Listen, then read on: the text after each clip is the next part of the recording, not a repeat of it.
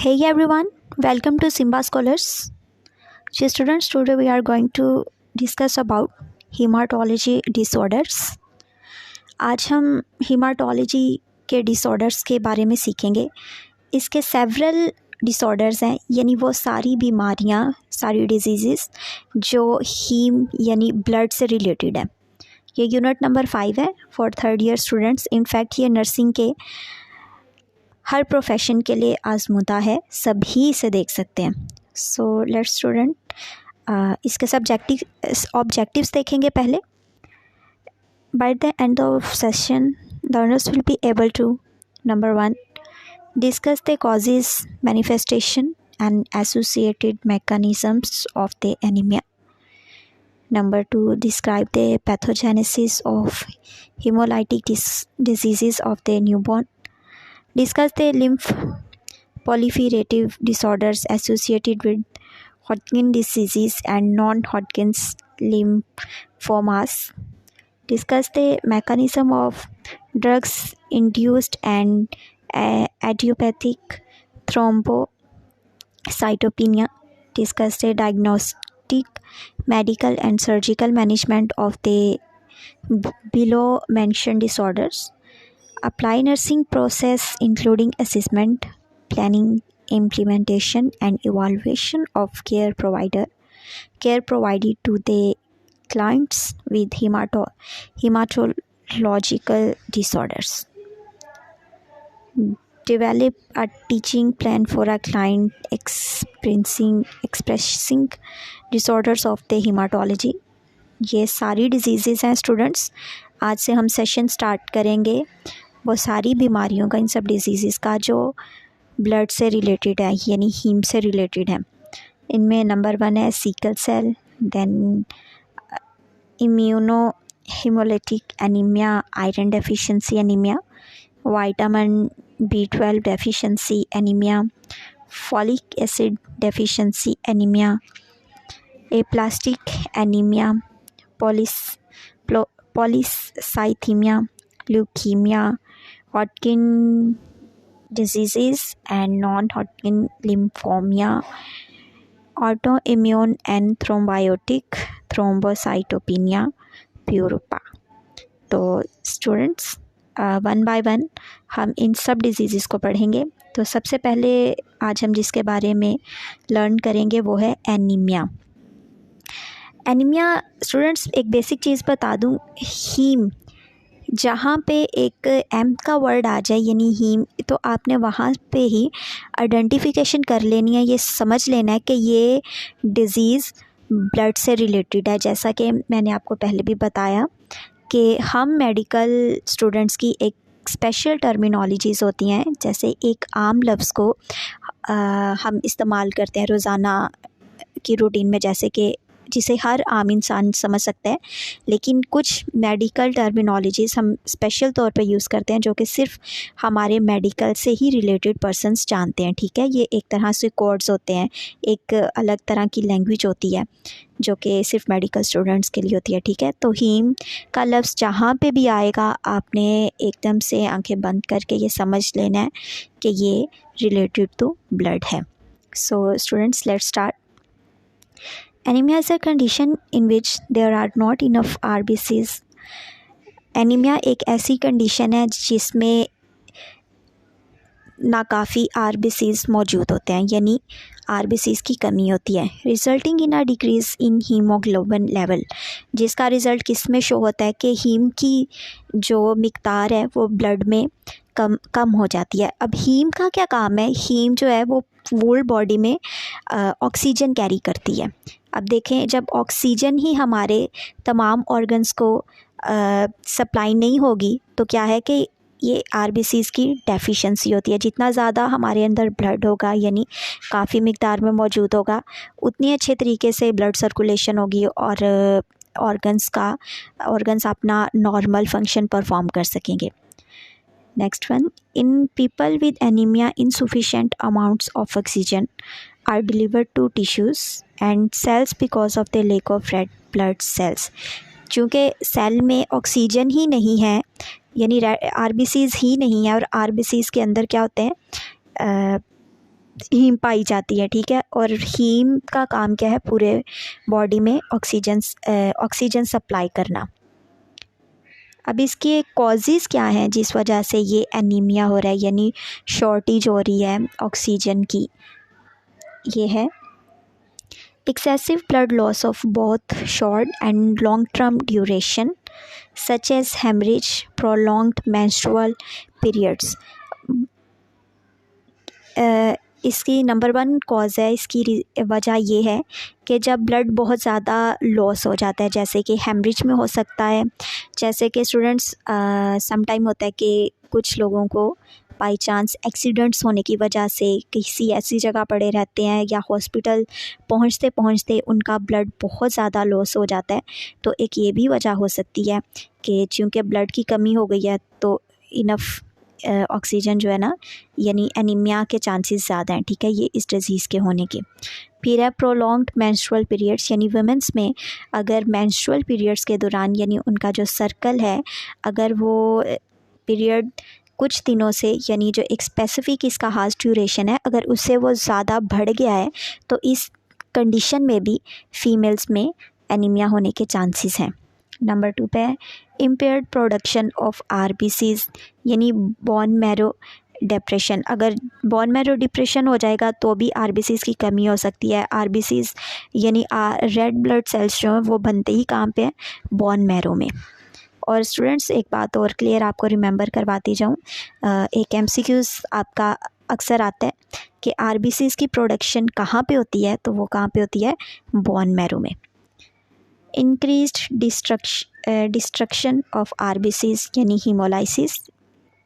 फिर है nutritional deficiency, long term iron deficiency, यानी उन लोगों में जिनमें माल न्यूट्रिशन हो जाती है, यानी खुराक नाकाफ़ी होती है, उनकी डाइट जो है वो अच्छी नहीं होती, उनका खाना पीना, तो उनमें भी आयरन की डेफिशिएंसी हो सकती है। देखें स्टूडेंट्स, हमारे बॉडी का मैकेनिज़्म ऐसा है कि जो चीज़ें हमने खानी है उन चीज़ों ने फर्दर आगे मिनरल्स में, विटामिन्स में डिवाइड होना है, देन एनर्जी प्रोड्यूस होगी और फिर ही है कि हमारी ह्यूमन बॉडी जो है वो काम करती है। जैसा कि कोई भी मशीन है, कोई आप इलेक्ट्रॉनिक मशीन ले लें, कोई भी ले लें, वो तब तक नहीं चलेगी जब तक उसके अंदर उसकी नीड यानी उसका फूड लाइक का पेट्रोल वगैरह नहीं डाला जाएगा। इसी तरह ह्यूमन बॉडी भी ऐसी है कि जब तक इसे इसकी जो नीड है वो पूरी नहीं होगी, इसका भी मैकेनिज़्म सही से चल नहीं सकता।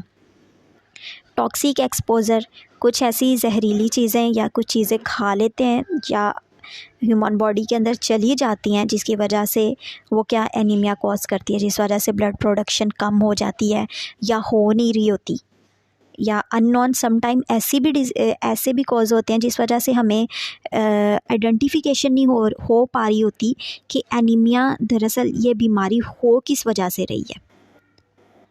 अब इसकी पैथोफिजियोलॉजी देखेंगे, पैथोफिजियोलॉजी ऑफ एनीमिया, दरअसल कि किस तरीके से ये बीमारी फर्दर आगे कैसे बढ़ती है, यानी इसकी पैथोफिजियोलॉजी क्या है। लॉस ऑफ एचपी यानी हीमोग्लोबिन का कम हो जाना। The oxygen carrying element in the blood, haem जो है मैंने पहले बताया, जो हमारे ब्लड में एक पिगमेंट है हीम, उसका काम ही क्या है कि वो आरबीसीज को यानी ऑक्सीजन को कैरी करती है हमारे सारे बॉडी के ऑर्गन्स को। जब हीम नहीं हो, ब्लड की शॉर्टेज हो जाएगा, तो यानी शॉर्टेज है तो हीम जो है वो ब्लड ऑक्सीजन कैरी नहीं कर सकेगा, resulting in supply demand imbalance in vital organs, यानी ऑर्गन्स की जो एक रिक्वायरमेंट है वो पूरी नहीं होगी, तो क्या है, ये एनीमिया की कमी हो जाएगी। The peripheral circulation compensate by shunting blood to vital organs, फिर वही बात है कि शॉर्टेज हो जाता है ब्लड का। The causing hypoxia in other areas of the body, hypoxia यानी ऑक्सीजन की कमी हो जाती है। Rapid poetic effort may lead to both blood cell irregularities, example the presence of immature RBCs in the blood, जब blood में immature RBCs पाए जाते हैं तो किसकी कमी होती है, ऑक्सीजन की, यानी रिज़ल्ट एनीमिया हो जाता है। And an inability to produce RBCs with the resultant decreases in the RBCs. ये सारा का सारा एक ही बात है कि हीम की कमी हो जाती है। देखें, डेफिनेटली अगर ब्लड नहीं बन रहा, enough RBCs red blood cells मौजूद नहीं है, तो उसमें हीम नहीं पाई जाएगी। हीम नहीं पाई जाएगी तो वो ऑक्सीजन कैरी नहीं करेगी। इसका मेन मतन सारी समराइजेशन ये है। आगे डायग्नोस्टिक टेस्ट फॉर एनीमिया, यानी एनीमिया के लिए जो डायग्नोस्टिक टेस्ट किए जाते हैं उनमें क्या देखा जाएगा?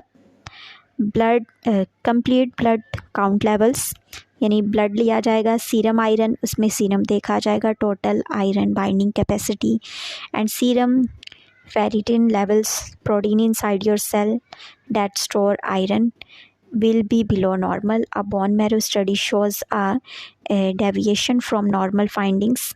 Peripheral blood serum blood smears enable identification of abnormalities in the shape and color of blood cells. Levels of vitamin B12, blood and nerve keep healthy to prevent megaloblastic anemia, blood condition that make people tired and weak. आगे इसकी medical management देखेंगे। Medical management में यानी एक doctor क्या करेगा? Intervention depends on the cause, ठीक है। इसमें क्या है? Transfusion is appropriate for blood loss. अगर देखें स्टूडेंट्स, बहुत ज़्यादा अगर ब्लड की शॉर्टेज हो गई है, ब्लड बहुत ज़्यादा लॉस हो गया है, तो उसके लिए सबसे एक प्रेफरेबल, जो सबसे आजमूदा फार्मूला है, वो फार्मूला डॉक्टर रिकमेंड क्या करते हैं कि ब्लड ट्रांसफ्यूजन, यानी ब्लड पेशेंट को प्रोवाइड किया जाता है, डायरेक्ट ब्लड लगा दिया जाता है ताकि ब्लड की कमी पूरी हो सके। इसके बाद है iron and vitamin B12 are replaced, यानी आयरन और विटामिन B12 क्या है?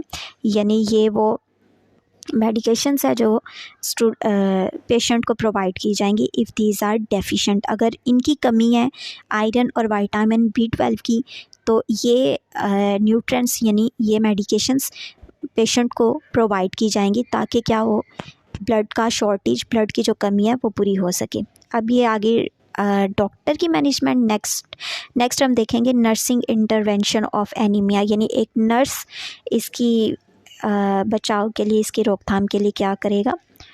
नंबर 1 है treatment is often specific to the particular anaemia. Anaemia की बचाव के लिए हर तरह का, यानी डिफरेंट तरीके की एनीमिया होती हैं, यानी ये डिजीज़ है और उसके लिए एक स्पेशल ट्रीटमेंट होता है, ठीक है। हर डिज़ीज़ के लिए एक अलग ही प्रोसीजर होता है, ठीक है students.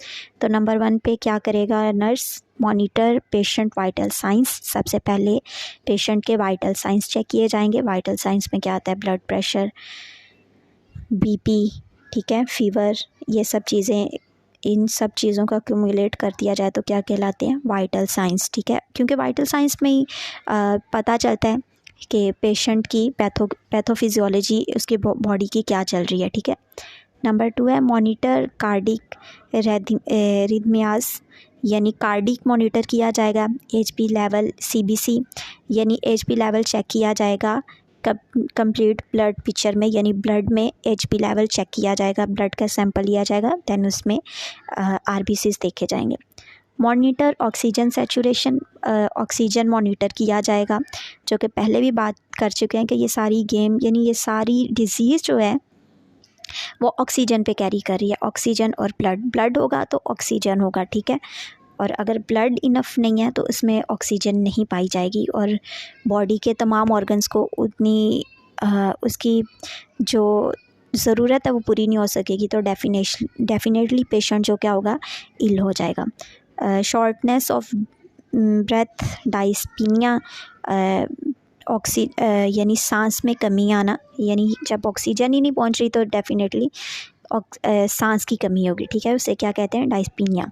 Assist patient to perform self care activities, जैसे हम पेशेंट के वाइटल साइंस चेक कर रहे हैं, उसके सारे टेस्ट कर रहे हैं कि आया कमी किस चीज़ की है, तो इसी तरह पेशेंट की एक्टिविटीज़ भी देखेंगे कि आया के पेशेंट जो है वो कॉन्शियस भी है, अगर कॉन्शियस कितना है कि वो अपनी एक्टिविटीज़ को चेक कर रहा है, वो एकदम से यानी सेमी कॉन्शियस तो नहीं, कुछ ज़्यादा ही पेशेंट यानी